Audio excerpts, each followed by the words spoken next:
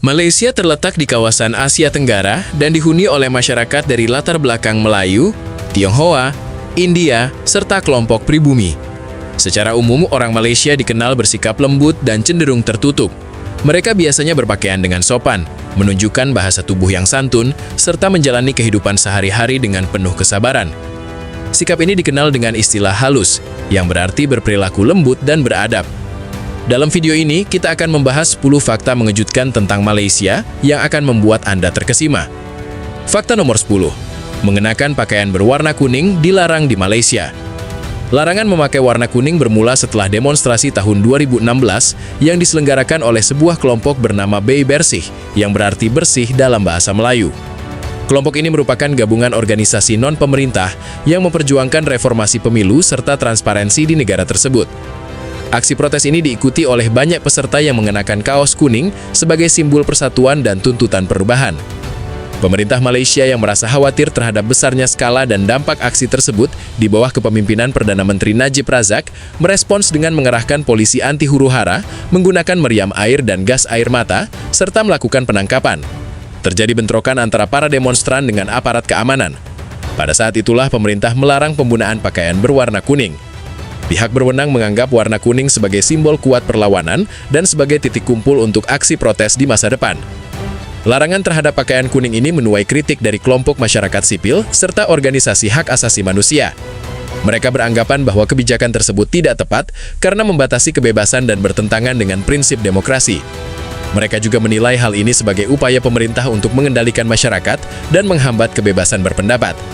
Sejak saat itu, masyarakat Malaysia menjadi lebih berhati-hati dalam mengenakan warna kuning di tempat umum, terutama dalam kegiatan atau acara yang dianggap sensitif secara politik. Fakta nomor 9. Semua bayi yang baru lahir diberi nama dari kerabat yang telah meninggal dunia. Komunitas Iban di wilayah Sarawak merupakan kelompok masyarakat dengan tradisi dan kepercayaan yang sangat kaya. Cara unik mereka dalam memberi nama pada bayi mencerminkan hubungan kuat dengan leluhur serta keyakinan mereka terhadap siklus kehidupan. Setiap bayi yang baru lahir disebut ulot, yang berarti cacing, sampai mereka menerima nama resmi. Hal ini mungkin terdengar aneh bagi orang luar, namun maknanya melambangkan kerentanan dan kelemahan bayi yang baru lahir, seperti halnya seekor cacing. Ini juga menjadi bentuk perlindungan terhadap bayi dari kemungkinan bahaya, hingga mereka mendapatkan nama yang sebenarnya. Proses pemberian nama sendiri merupakan peristiwa penting bagi masyarakat Iban. Mereka sangat percaya bahwa memberi nama bayi dari anggota keluarga yang telah meninggal memungkinkan roh leluhur tersebut tetap hidup melalui sang bayi. Kepercayaan ini memperkuat ikatan antara yang hidup dan yang telah meninggal, menciptakan kesinambungan serta menjaga ingatan kolektif terhadap para leluhur. Untuk menentukan nama, keluarga akan menyusun daftar nama yang berasal dari anggota keluarga yang telah wafat. Mereka kemudian membuat bola-bola nasi, masing-masing mewakili satu nama yang mungkin dipilih. Setelah itu, mereka akan menghadirkan seekor ayam aduan yang merupakan hal penting dalam tradisi Iban. Bola nasi pertama yang dipatuk oleh ayam tersebut akan menjadi nama yang dipilih untuk bayi itu. Tradisi penamaan yang unik ini menunjukkan rasa hormat masyarakat Iban terhadap leluhur mereka, serta keyakinan mereka akan adanya hubungan spiritual antara yang hidup dan yang telah meninggal. Hal ini menjadi cara bagi mereka untuk mewariskan budaya, serta menghormati garis keturunan mereka. Fakta nomor 8. Perempuan Melayu yang sedang hamil tidak diperbolehkan mengikat, membunuh, atau melihat sesuatu yang buruk dan menakutkan selama masa kehamilan. Dalam komunitas Melayu, perempuan hamil dianjurkan untuk mengikuti berbagai larangan dan praktik tertentu demi menjaga kesejahteraan ibu dan bayi yang masih dalam kandungan. Salah satu kepercayaan penting adalah bahwa perempuan hamil harus menghindari mengikat atau membunuh apapun, karena diyakini bahwa tindakan tersebut dapat menyebabkan bayi lahir dengan cacat atau tanda lahir tertentu. Keyakinan ini berasal dari anggapan bahwa perilaku ibu selama masa kehamilan dapat secara langsung mempengaruhi kondisi fisik anak. Oleh karena itu, perempuan Melayu di Malaysia berusaha berhati-hati agar tidak melakukan aktivitas yang dapat berdampak buruk pada bayi yang dikandungnya. Selain itu, sudah menjadi kebiasaan bagi perempuan Melayu yang hamil untuk menghindari paparan terhadap hal-hal yang buruk atau menakutkan. Ini termasuk menjauhi gambar, cerita, atau bahkan lingkungan yang mengganggu atau menakutkan. Alasan dibalik kepercayaan ini adalah untuk menjaga kondisi emosional dan psikologis ibu serta bayi. Diyakini bahwa pengalaman negatif selama kehamilan dapat memberikan dampak jangka panjang terhadap sifat dan perkembangan anak secara keseluruhan. Praktik budaya ini telah mengakar kuat di Malaysia dan diwariskan dari generasi ke generasi. Perempuan Melayu memegang teguh kepercayaan ini dan berusaha secara sadar untuk mengikutinya selama masa kehamilan. Mereka biasanya mencari nasihat dari para orang tua serta perempuan yang lebih berpengalaman di dalam komunitas untuk memastikan bahwa mereka menjalankan adat tersebut dengan benar. Fakta nomor 7. Mengunjungi kuburan untuk mendapatkan angka keberuntungan dalam undian. Dalam budaya Tionghoa Malaysia, terdapat tradisi di mana orang-orang mengunjungi pemakaman pada malam hari dengan membawa persembahan bagi anggota keluarga yang telah meninggal. Mereka percaya bahwa dengan menghormati leluhur dan memberikan persembahan, mereka dapat memperoleh berkah serta keberuntungan sebagai balasan. Salah satu kepercayaan umum adalah bahwa roh orang yang telah meninggal dapat memberikan angka keberuntungan untuk undian. Praktik ini mencerminkan rasa hormat yang mendalam terhadap leluhur serta keyakinan akan hubungan yang terus berlanjut antara yang hidup dan yang telah meninggal. Ini juga menjadi cara bagi masyarakat untuk mencari petunjuk serta bantuan dari para leluhur, terutama dalam hal yang berkaitan dengan keberuntungan dan nasib. Mengunjungi kuburan pada malam hari untuk tujuan ini dianggap sebagai ritual yang hikmat dan sakral. Orang-orang biasanya meninggalkan persembahan seperti makanan, minuman, dupa, serta benda lain yang disukai leluhur semasa hidup. Mereka juga dapat melakukan doa dan ritual tertentu untuk berkomunikasi dengan roh serta memohon bantuan mereka. Meskipun sebagian orang mungkin menganggap tradisi ini sebagai tahayul, bagi banyak masyarakat Tionghoa Malaysia, hal ini merupakan praktik budaya yang penting yang memperkuat rasa keterikatan mereka terhadap warisan budaya serta keyakinan mereka akan kekuatan roh leluhur. Fakta nomor 6. Malaysia menganut sistem monarki bergilir. Sistem ini dikenal sebagai Yang di-Pertuan Agong dan memiliki tempat yang sangat penting di hati masyarakat Malaysia. Posisi raja tidak bersifat turun-temurun, melainkan ditentukan melalui sistem rotasi di antara 9 penguasa negara bagian Melayu. Sistem ini memastikan bahwa setiap penguasa negara bagian memiliki kesempatan untuk menjabat sebagai raja selama masa jabatan 5 tahun.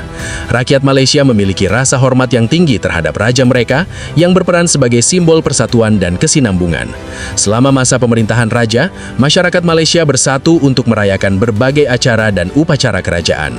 Ini mencakup upacara pelantikan, di mana raja baru secara resmi dinobatkan, serta perayaan ulang tahun kerajaan yang dirayakan secara nasional. Keberadaan monarki di Malaysia sebagian besar bersifat seremonial, namun raja tetap memiliki kekuasaan politik tertentu. Oleh karena itu, ia memiliki kewenangan konstitusional seperti memberikan pengampunan serta menunjuk Perdana Menteri. Sistem monarki ini berfungsi sebagai kekuatan penyeimbang di negara tersebut dan membantu memastikan transisi pewarisan kekuasaan yang berjalan lancar serta stabilitas nasional tetap terjaga. Menjaga rasa identitas nasional. Fakta nomor 5. Berciuman dan berpelukan di bioskop. Pada tahun 1997, pemerintah di Kelantan, Malaysia, memutuskan bahwa lampu di dalam bioskop harus tetap menyala selama pemutaran film berlangsung. Kebijakan ini dibuat untuk mencegah orang berpelukan dan berciuman saat menonton film. Dengan menjaga lampu tetap menyala, pihak berwenang berharap dapat menghindari pasangan menjadi terlalu nyaman dan bersikap intim di dalam bioskop. Keputusan ini memicu diskusi dan perdebatan di kalangan warga serta penonton film. Sebagian orang mendukung kebijakan tersebut karena dianggap mendorong kesopanan dan etika di ruang publik. Namun, ada juga yang mengkritiknya karena dinilai melanggar kebebasan pribadi serta mengurangi pengalaman menonton yang seharusnya imersif di dalam ruangan gelap sambil menikmati kebersamaan. Meskipun menuai perdebatan, aturan untuk menyalakan lampu di bioskop tetap diberlakukan. Hal ini mencerminkan pengaruh norma agama dan budaya terhadap kebijakan pemerintah daerah di Malaysia. Walaupun bertujuan untuk mengatasi kekhawatiran terkait perilaku di ruang publik, dampaknya terhadap pengalaman menonton serta kebebasan individu tetap menjadi bahan perdebatan. Fakta nomor 4. Pengantin perempuan Melayu mengenakan cincin pernikahan di jari keempat tangan kanan mereka, dan cincin tersebut dipasangkan oleh kerabat perempuan senior dari pihak mempelai pria, bukan oleh pengantin pria sendiri. Dalam upacara pernikahan, sudah menjadi kebiasaan bahwa kerabat perempuan senior dari pihak mempelai pria, seperti bibi atau nenek, yang memasangkan cincin ke jari pengantin perempuan. Tindakan ini memiliki makna budaya yang mendalam, karena melambangkan penerimaan serta restu keluarga mempelai pria terhadap sang pengantin perempuan. Pemilihan tangan kanan sebagai tempat mengenakan cincin juga berakar dari tradisi Melayu. Diyakini bahwa tangan kanan lebih dekat dengan hati, tempat bersemayamnya cinta. Dengan mengenakan cincin di jari tersebut, pengantin perempuan membawa cinta dan komitmen suaminya dekat dengan hatinya.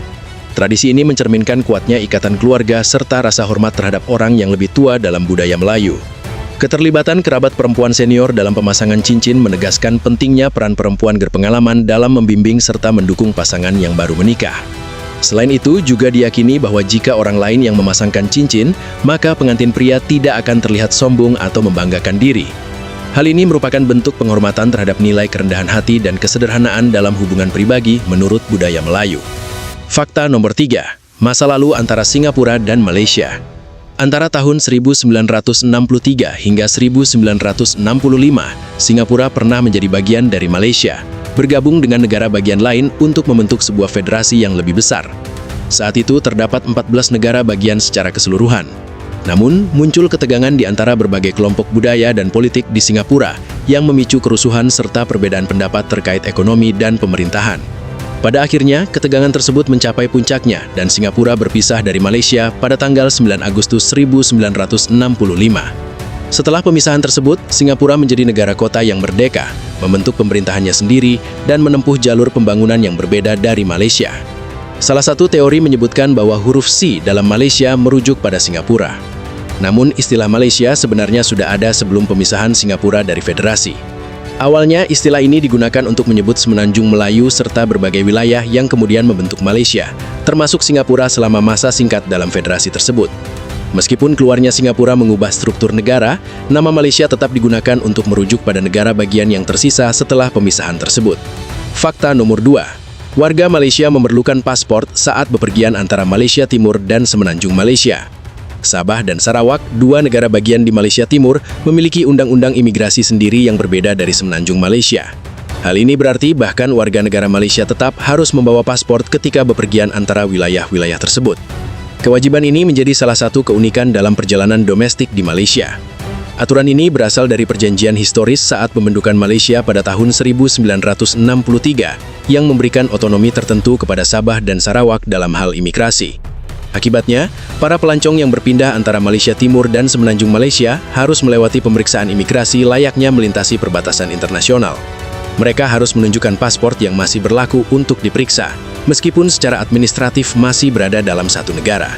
Dan terakhir, fakta nomor 1, 253 hari hujan dalam satu tahun. Kuala Lumpur, ibu kota Malaysia, pernah mencatat sekitar 200 hari hujan dalam satu tahun. Kota ini memiliki iklim hutan hujan tropis yang ditandai dengan tingkat kelembaban tinggi serta curah hujan sepanjang tahun. Namun Kuching, yang terletak di negara bagian Sarawak di Pulau Kalimantan, memegang rekor jumlah hari hujan terbanyak di Malaysia, yaitu mencapai 253 hari dalam setahun. Kuching juga memiliki iklim hutan hujan tropis yang menyebabkan curah hujannya sangat tinggi. Kedua kota ini menerima curah hujan yang melimpah sehingga tergolong cukup basah dibandingkan wilayah lain di Malaysia. Salah satu ciri khas masyarakat di kota-kota ini adalah kemampuan beradaptasi yang tinggi. Mereka telah terbiasa dengan hujan yang sering terjadi dan mampu menyesuaikannya dengan rutinitas sehari-hari. Sebagai contoh, banyak warga selalu membawa payung atau jas hujan kemanapun mereka pergi, serta mudah ditemukan jalur pejalan kaki beratap dan bangunan dengan pintu masuk terlindungi untuk menghindari hujan. Bagaimana pendapat Anda tentang poin-poin yang telah kami bahas dalam video ini? Silahkan bagikan pengalaman Anda di kolom komentar. Sampai jumpa di video berikutnya. Terima kasih.